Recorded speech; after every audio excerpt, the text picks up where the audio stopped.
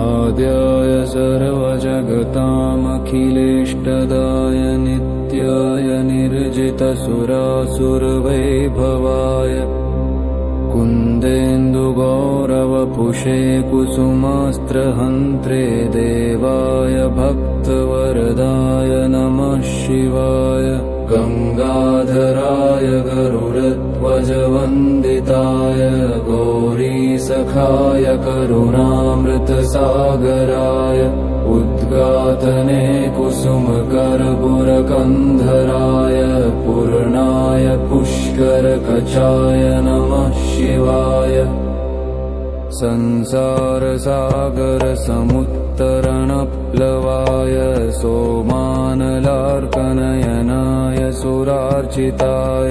दुष्कर्मघर्मजलदाय दुरासदाय दुष्टात्मना पुरहराय नमः शिवाय वेदाय वेदनिलयाय वेदांवराय विज्ञानमात्रवपुषे विविधात्मकाय यज्ञान्तकाय यजतामभयप्रदाय यज्ञार्चिताय गिरिशाय नमः शिवाय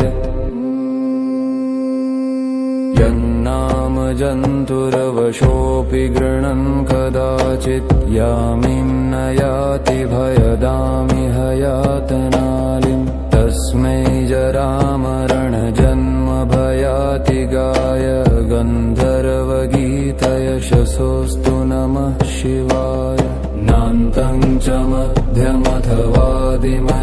स चाहं विष्णुस्तथैव यमितेन्द्रियचेतसोऽपि जानन्ति सन्मुनिवराश्च तथामरेश गन्धर्वगीतयशसोऽस्तु नमः शिवाय भूतेश्वराय भुजगेन्द्रविभूषणाय भूतित्रयाय भुवनाधिपवन्दिताय पीताम्बरप्रियसखाय पिनाकदोष्णे नानाविचित्रगत